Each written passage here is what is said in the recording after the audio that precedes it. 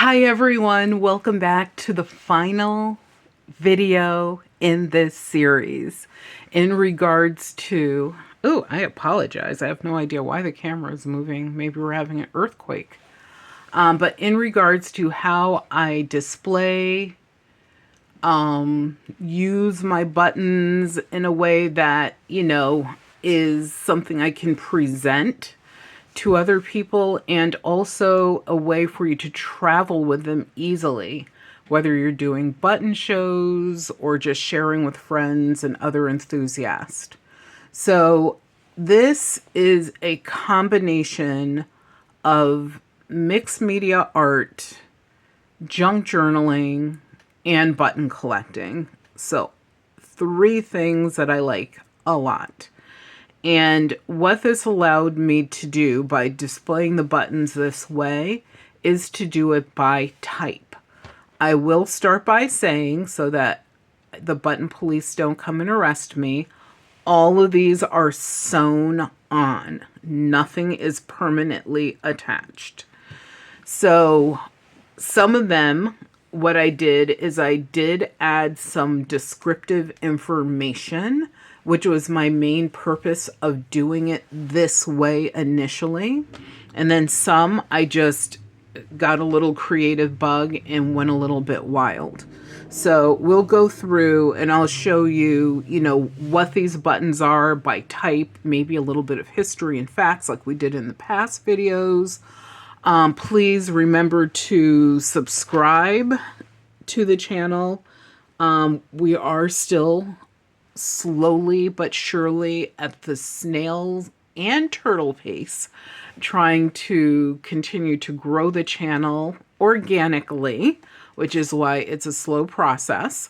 But, I'm not trying to have 10 million viewers or anything like that. I just want to make sure we can get the information out to as many people as possible, because then YouTube will show more content like this. So let's start. Actually, I have to show you this button.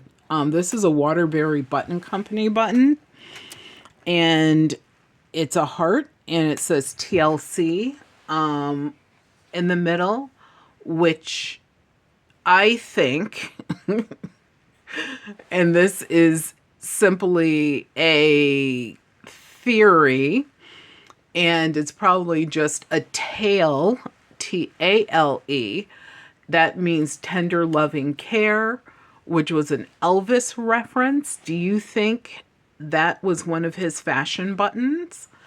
Because this company made fashion buttons, like for some of the most famous people in the world, some of the most famous designers, etc. Just had to throw that out there to give you a little bit of cinnamon for thought. So let's start here.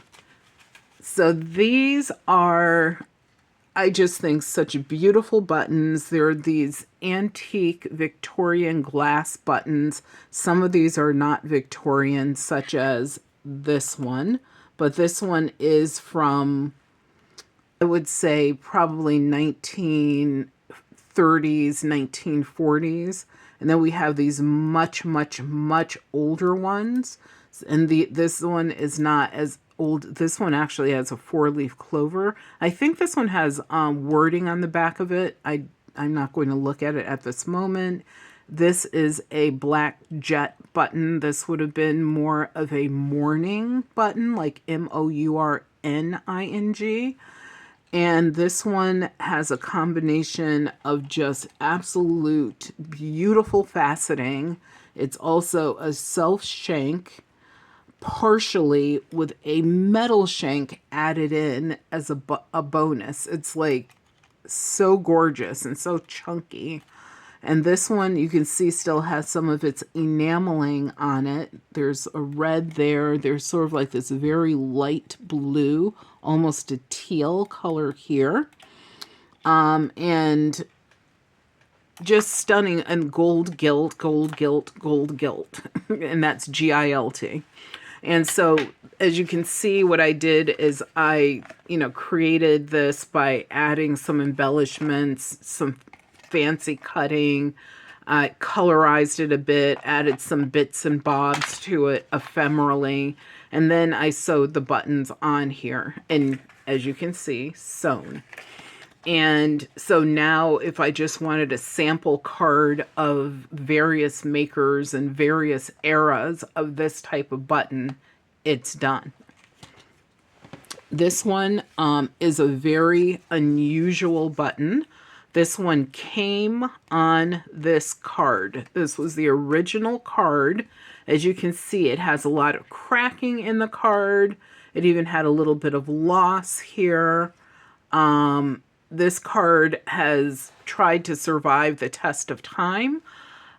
I felt it was okay to glue this card down on some harder cardstock that's acid-free to preserve the card, because there's nothing on the back of this card either. All of the information is on the front, and it says Chic buttons. Chic still makes buttons today, but this was one of their earliest forms of button making. And there would have been 4 buttons on this card. And let me just see what this says up close. It says buttons on card, 25 cents. So this says buttons on card, 25 cents is obvious. Made in USA. Or actually, does this just say US? Made in US.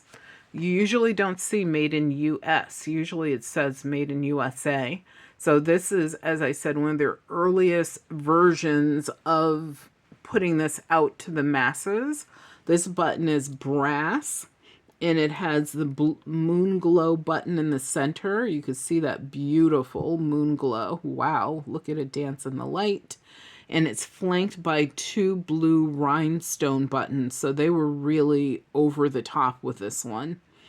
And what did oh, and on the back, it has a boxed shank. So as you could tell, I wrote this information out because we don't want to constantly have to bend this button or move it, because we don't want to destroy the card. And so that's a really good way to preserve some of your rare carded buttons without, because most people would throw this portion away because it was so damaged.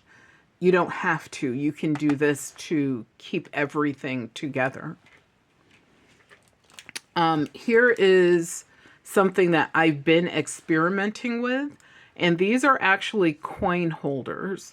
So you have a nickel, you have a dime that's, a mercury head silver nickel from, let's say, 1920.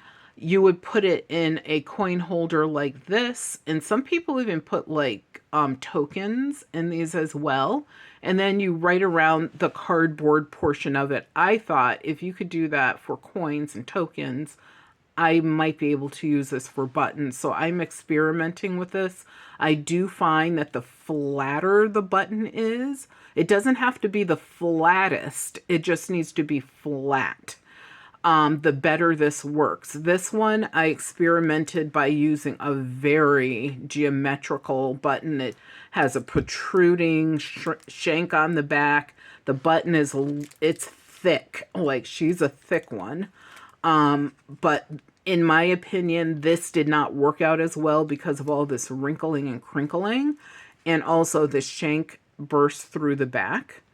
But if I put, for example, a beautiful glass button that was flat in here, that would be a good way to show them off. You do have the option of stapling the 4 walls of this, or you also have the option, and I'm experimenting with this, of using a hole punch and tying ribbon, thread, twine, whatever it is you want, embroidery thread, through this. This is actually from a candy container. And actually, apologies, this is from a tea container. This is just like a cotton sort of yarn thread. And the cool thing about these, obviously, if you could write on this for coins, you could write on them for your own reference as to what this button is, what it's made of, the era, etc. The other thing is, and I thought about this when I made it, these would make excellent Christmas ornament decorations. Yes, you would have to do something to embellish the white cardboard portion of it. And I did try some fancy cutting. Here I have a bunch of fancy fussy cutting type scissors that automatically cut a pattern into things. And then I use some acrylic markers just to take the white off of the edges. And sometimes these are cardboard looking on the edges, you know, just to deck it up a bit. But you can imagine having this like hung from your Christmas tree. So do you, but try to think as far outside of the box as you can, and sometimes it might work. This, like I said, prototype. There's a lot of issues with this one, so I will continue to perfect that. And then here we have some Bakelite buttons, and so the letter B for Bakelite. And I just put a few examples because one of the things I think that's better about creating this, and yes, these are called twinchies, but to be honest, these go beyond the size of a standard twinchie. Twinchies are usually 2 inches by 2 inches. So as you can see, this one is probably 4 inches across by maybe 3 inches, 2.5 inches here. But I still call all of these twinchies, even though that is not technically 100% correct. So in creating these, I started to want to have them be smaller. And in order for them to be smaller, they can't be this busy. Like, this is a lot of buttons that's on here to have 7 buttons. I felt as if these were being more effective with just having a few buttons on it. So I really do like this one. This is actually made from part of a tea box. You'll hear tea often. I'm a tea person.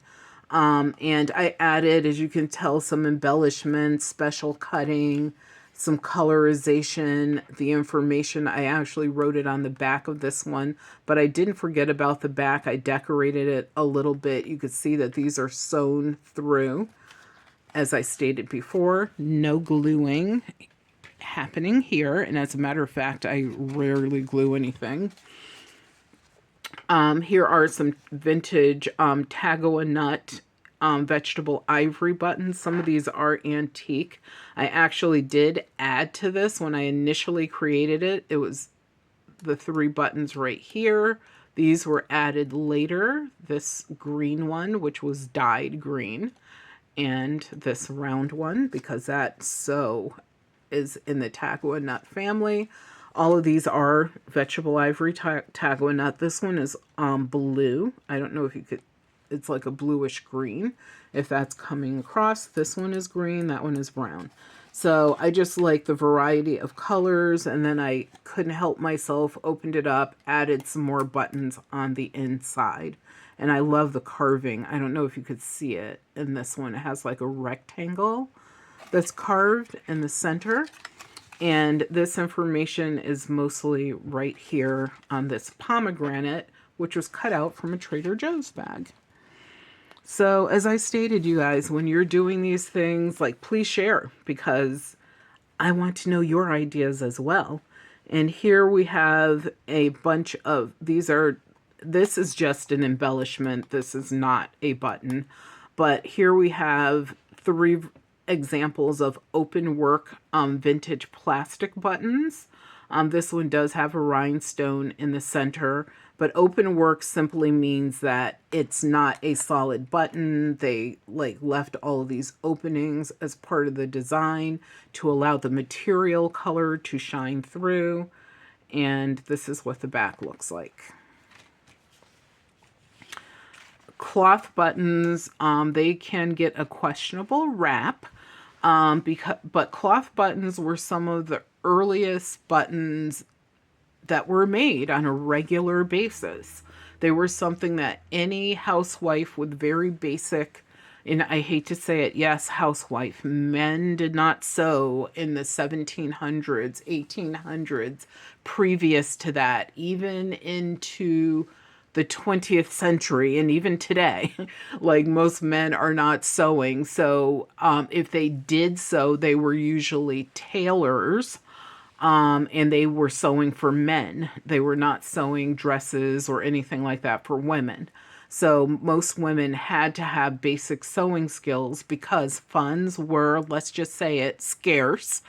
And they also were very, I wish we could get back to this. I know I think that we may get back to it a little bit with the way the world is going and the dives that are being taken. But women, men, even children, you had to sort of be resourceful. So you used what you had on hand. And so they would take scraps of material and create very basic buttons like this. Usually they were dark because clothes got dirty and they were not washed on a regular basis. So that will tell you that this button is, not something that was from the 1800s, for example. But they would take their fabrics, like this one is from the 1800s, and this one was actually crocheted. All this fine crocheting was pulled over horsehair, cotton, scraps of material.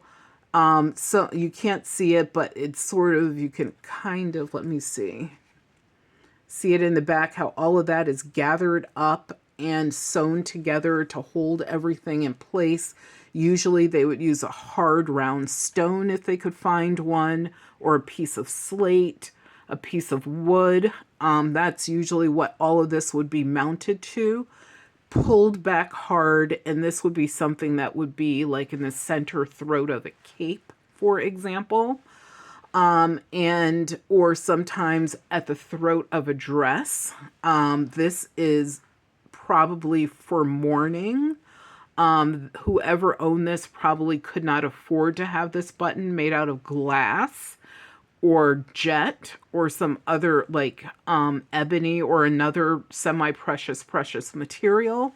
So they made it out of material, but look at all the love that they put into the creation of that button. And then we have, some more modern buttons here. This tartan button. This one is made, believe it or not, 1970s velvet, you guys. The Velvet Lounge. So yes, even velvet, like that's crazy as a material to use for a button, in my opinion. And look at the color. Purple is always so hard to find, but purple velvet, there you go. And here we have a collection of boot buttons. So back in the day, you would not have shoestrings necessarily as we have them today. You would, in some cases, some people might have like a twine or a leather in really, pretty big, thick, hardy stuff. But most people would have been using these tiny little buttons. There would have been rows of them, especially people who had money. That's what they would use, going up their ankle, starting at the toe almost. And they would have ladies would have the ivory button. Maybe a dandy might use ivory, but he was really dandying out if he was. And then you had other different shapes and sizes of these boot buttons, and you could see the shanks right there. And these have metal, leather, these are Edwardian. This one is actually dyed green. The rest, this is brown, black, black, black, and obviously the ivory. And here we have a collection of enamel painted or highlighted buttons. So the highlight, these are all made of metal, various metals from brasses to, this one is pewter to pot metals, etc. And actually brass. And this one, I'm not sure what it's made of, but it's metal. And this one, I think is also made of brass, but that one is pewter. And as you can see, they simply used sort of an enamel coloring to just highlight different areas of the button to give it a little more contrast. Obviously, it makes it a little more special. This is a military button. I wish I had more information on it. There's some wording on the back. I don't want to rip it off of the card, but I don't recall exactly what it says. But still, I'm not sure what uniform, like what officer would have had this red, white, and blue highlighted eagle with a brass button. And this is not a Waterbury Button Company button. So that's those. And here we have a collection of bone buttons. So yes, bone was a thing that was pretty common. If you harvested an animal, then guess what? You were left with the carcass, which had bone. So people, being industrious as they were, they would use them to make buttons. This is not a button. This is actually a necklace pendant, but it is also made out of out of bone. And mostly buttons that were made out of bone had either 2 holes or 4 holes, or you had one like this, which has a self shank going through you could see the little tunnel going through the back of it. And look at his face. I assume it's a he. Here we have some celluloid buttons, and just look at the shapes, the sizes, the designs. Like I've said this in a previous video, celluloid, I feel, is nowhere near as respected as it should be. Celluloid, as you can see from these buttons and in my previous video, they do stand up to the test of time, but they have to be properly stored. Otherwise, they will crack, they will flake, they will break. This button, I actually put it on this card alone because it's so amazing. If I had a green light, this does glow, and some of these buttons do glow. Everyone is into like the UV lighting for glassware. The fact that glass glows is not a big deal. It was common. There are billions, with a big, big B, of billions of glowing glass items out there in the world. Yes, even buttons glow. And let me make a note to add that video link to this video so that you can see I have an entire video about buttons that glow under a black light. So this piece of jadeite right here, it actually is that jadeite green, and it glows under a black light. It's sitting on top of and attached to a mother of pearl mop button, and you can see the shank right there. So because that was so unusual, I decided to add it. And what makes it unusual is the fact that they're piggybacking each other, and it's a piece of jadeite. That's more important to me than the fact that it glows. And then we have just a collection of diminutive, tiny little buttons here. Some of these were used for lingerie. That's really what a lot of diminutive buttons were used for. And then here we have some cult buttons. You've seen some of these designs in my collection before. I love this space age, like spaceship shaped one. And of course the famous tulips. And here we have some figural buttons that have all different shapes, depicting all sorts of characters and things. And I definitely do not want to skip over this collection of wood buttons. These are so pretty. If you collect wood buttons, I think you should collect like the prettiest ones or most unique ones you can get. That's what I do. The ones that are plain, I usually give those away or donate them or something, or sell them in a giant batch with a bunch of other buttons. But this one is actually by a famous maker whose name escapes me at the moment. But as you can see, different. This is a big beauty right here. I don't know if I have my, there it is, my coin handy. But you can see how large it is in comparison to the $50. So yeah, I hope that you guys enjoyed this. I hope that, you know, me sharing more of my collection is still, oh, let me show you this one. So this one, I just wanted to have fun. And so this is a tago a nut button. This is an open work metal brass button. This is a hard plastic button from the 1960s. And I just stacked them on top of each other, but I also made it so that she can turn the buttons. And a turn for fun, stop for none. So that's one of the things, and I decorated the back of this. That goes inside of one of my junk journals. And it'll go inside the button junk journal that I have catalog. But hopefully you guys enjoyed this. This series was really fun to make. It's been a while in coming. It took me a moment to get everything together.